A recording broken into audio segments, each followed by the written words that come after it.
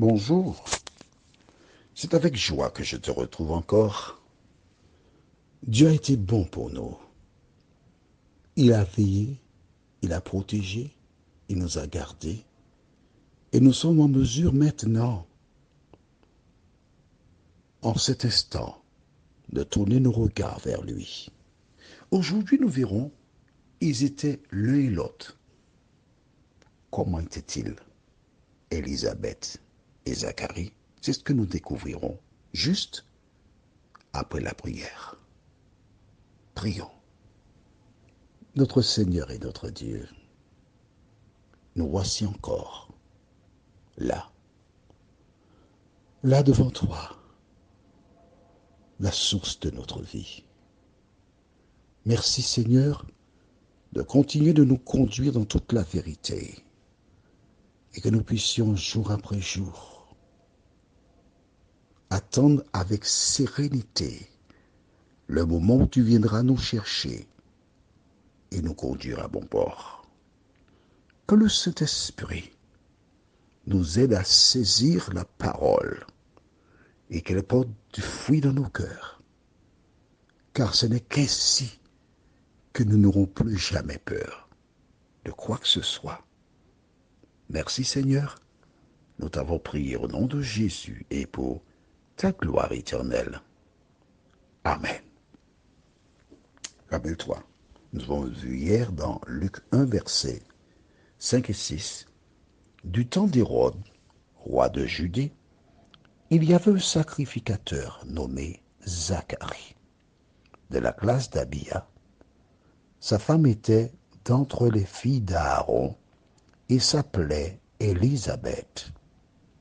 Tous deux étaient justes devant Dieu, observant d'une manière irréprochable tous les commandements et toutes les ordonnances du Seigneur.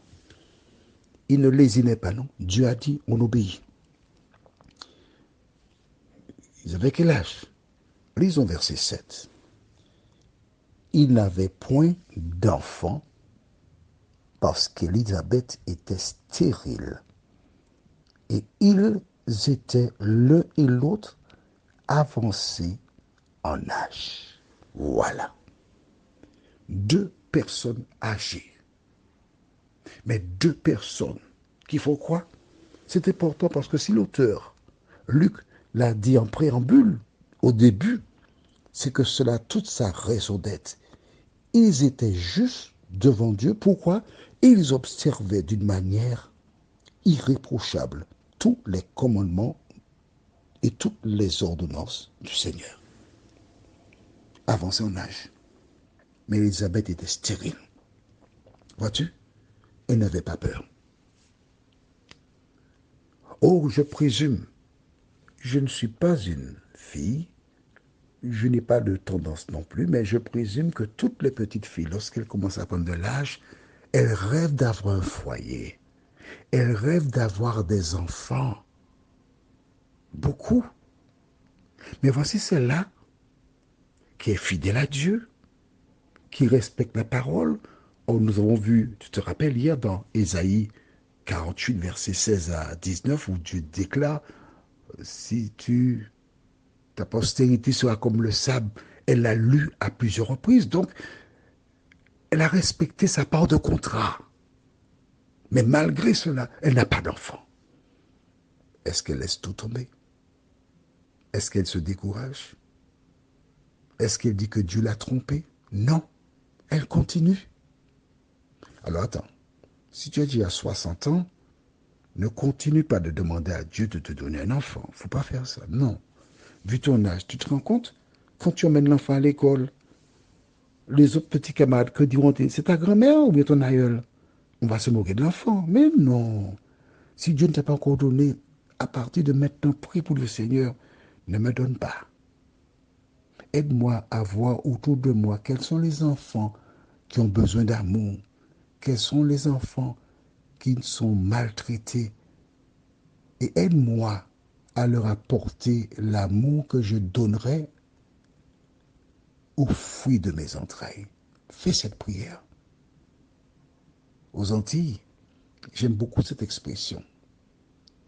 où des gens déclarent, c'est Madame Rigobert qui est ma maman, mais c'est Madame Féfé qui m'a élevé. Aujourd'hui, avec la montée de la violence et tout ce qu'il y a de négatif, il existe des enfants, des jeunes qui ont besoin de mère et de père. Alors, nous retenons que cette femme-là, elle était stérile. Ça m'a incité à faire des recherches. Rappelle-toi, lorsque Dieu appela Abraham, tu te rappelles? Le premier homme à qui il a dit, je ferai de toi une grande nation. Qu'est-ce qui s'est passé? Lisons dans le livre de Genèse, chapitre 11, au verset 30. Genèse 11, verset 30. Que découvrons-nous dans ce verset? Tu as trouvé? Allons-y alors. Sarai était stérile, elle n'avait point d'enfant. Ah ah! La première femme appelée par Dieu, oui, puisque c'était l'épouse d'Abraham. Et Dieu a dit que ta postérité bénira toutes les nations. Toutes les nations seront bénies en ta postérité. Voici l'ordre exact. Mais Sarai, on l'appelait au départ Sarai, elle est stérile. Comment est-ce possible? Vois-tu, lorsque Dieu dit quelque chose, c'est pas Tijo, hein. C'est pas Nana, hein. C'est Dieu qui parle. Il a dit ta postérité. Dieu a fait un miracle. Sarai, devenue Sarah, mettra un enfant au monde qu'on appellera Isaac. Isaac se marie à une femme magnifique que le serviteur d'Abraham a trouvée pour lui. Et quand cette femme qui se prénommait Rebecca a laissé sa patrie pour rencontrer Isaac et l'épouser, quelques temps plus tard, elle découvre que elle n'enfante pas. Alors c'est quand même bizarre. Mais Isaac, lui, il a entendu son père lui dire que Dieu lui avait dit que ta postérité sera bénie. Il est le fils de la promesse, Isaac. Alors il se dit, forcément, je dois chercher la solution. Et que fait Isaac? Nous lisons toujours, cette fois-ci dans Genèse chapitre 25, les versets 19 à 21. Voici la postérité d'Isaac, fils d'Abraham. Abraham engendra Isaac. Isaac était âgé de 40 ans quand il prit pour femme Rebecca, fille de Bethuel, l'araméen de Padam Aram, et sœur de Laban, l'araméen. Isaac implora l'Éternel pour sa femme, car elle était stérile, et l'Éternel l'exauça. Rebecca, sa femme, devint enceinte. Tu vois, nous venons de lire deux textes dans l'Ancien Testament. Et Zacharie et Élisabeth connaissent ces textes-là. Ils savent que Sarai et Rebecca étaient stériles, mais Isaac, qui avait la conviction que l'Éternel lui donnerait des enfants, il n'a pas eu peur. Il n'y a pas d'enfant? D'accord. Eh bien, je vais demander à l'Éternel. Il a été imploré l'Éternel par la prière. Seigneur, donne-moi un enfant. Alors lui, il n'a pas dit si c'est sa volonté, puisque Dieu avait déjà dit à Abraham que la postérité, donc Isaac, aurait des enfants. Donc là, il a été bravement dire, Seigneur, conformément à ta promesse, merci pour l'enfant que tu m'as donné. Mais Zacharie et son épouse Élisabeth, ont dû à plusieurs reprises faire monter des prières vers Dieu, puisqu'ils ont vu que Isaac a imploré et Dieu a donné. Alors que fait Dieu? Il continue d'attendre. Ils n'ont pas peur. Quel que soit le problème que tu rencontres, présente-le à l'Éternel. Il s'en chargera. Prions. Notre Seigneur et notre Dieu, merci pour la parole.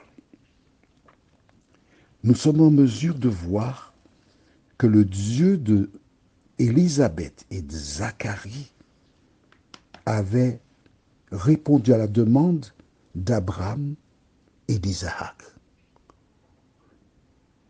Nous verrons prochainement, Seigneur, ce que tu... Mais en attendant, Seigneur, merci de continuer de nous diriger. Prions. Notre Seigneur et notre Dieu, nous te bénissons pour le bonheur que nous avons de te connaître.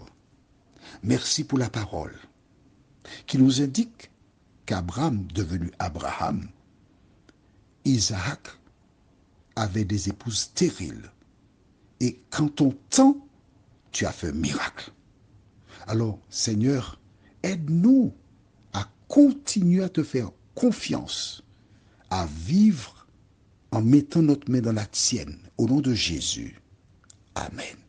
Je te souhaite une bonne journée et on se retrouve demain, si Dieu nous prête lui.